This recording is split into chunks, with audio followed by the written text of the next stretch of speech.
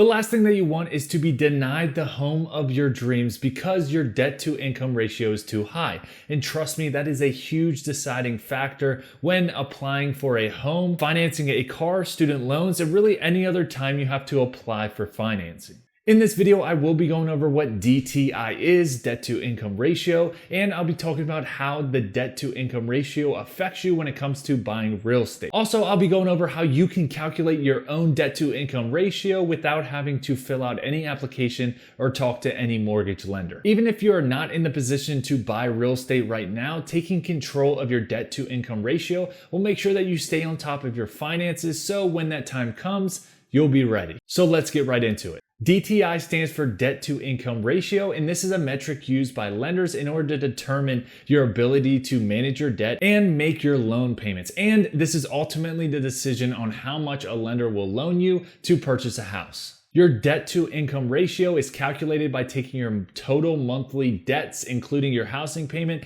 divided by your gross monthly income. Having a lower debt to income ratio means that you have a smaller amount of debt relative to the amount of money that you're making, and this is seen as a good thing to lenders. Now, having a higher debt to income ratio means that you have higher debt relative to the amount of money you make each month, and this will lessen the amount of buyer power you have in order to go purchase real estate. For example, let's take Steven here. Let's say Steven makes $75,000 a year, plans to put $25,000 down on a home, and has $1,250 of monthly debt payments each month. At a 36% debt to income ratio, Steven can afford roughly a $145,000 home. Now let's say that wasn't good enough for Steven, so he decides to work on his debt to income ratio, and let's say Steven lowered his monthly debts to $600. Now, based on a 36% debt to income ratio, Steven can afford roughly a $230,000 home now with the same income and the same amount down. Now we know what debt to income is and the power of it. Let's go ahead and break down even further how to calculate it. Like I said earlier, the debt to income ratio is calculated by dividing the total monthly debts that you have, including your housing expense, divided by your total gross income in a month. And by breaking these into 3 actionable parts, this will make it extremely easy for you to calculate your own debt to income ratio. Step number 1 is adding up all of your monthly bills and your expenses. This may include your monthly rent or house payment, your monthly alimony or child supports if that applies, your student, auto, or any other monthly loan payments that you have, credit card monthly payments, which you would use the minimum payment for on that, and literally any other debts that you have on a monthly occurrence in form of a loan. So once you add up all of those, you have your monthly debt. So now let's move on to step number 2, which is adding up your gross monthly income. Now, when you take your gross monthly income, this means that you are taking your income before taxes and divide your yearly gross income by 12, which will break it down into a monthly number. If you are a W-2 worker, this will be extremely easy because you have a fixed amount. If you are a 1099 or you have a side business of some sort, you have to project how much you will make within the year and then divide that by 12. Now that you have your total gross income and you have your total monthly debts, all you have to do is import those into the formula and you will get your debt to income ratio. Now that you have found your debt to income ratio, now you have to figure out how does this pertain to buying real estate and how do you know your debt to income ratio will be good enough to be approved for a loan? Well, let's get into that now. When it comes to real estate, the lower the debt to income ratio, the better, but here are some guidelines for you so you know where you're at and what you need to work on, if anything. If you're at a 35% or below debt to income ratio, you're looking really good to the lenders and your lendability is very high. This pretty much tells you that you have a proven track record of paying payments on time and you do not over leverage yourself. If your debt to income ratio is between 36 and 40%, this makes it a little bit harder to lend. Your lendability is a little bit more difficult, but you can still get a loan.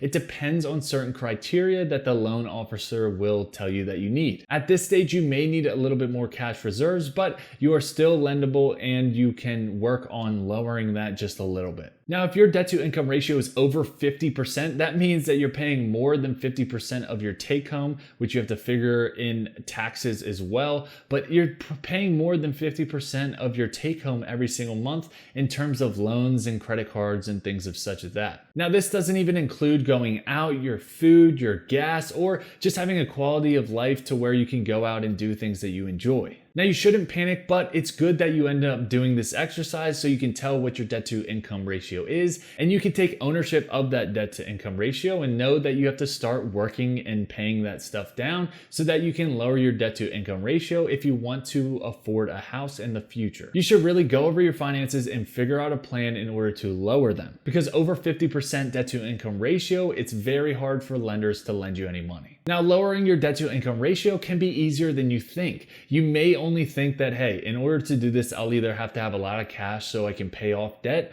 or I have to make more money each month. And while both of those are viable options and can lower your debt to income ratio, there is another way that I like using in order to lower your debt to income ratio, and it doesn't include any more cash than you already have. Also, you don't have to go out and get a new job that pays more, even though that would kind of be nice.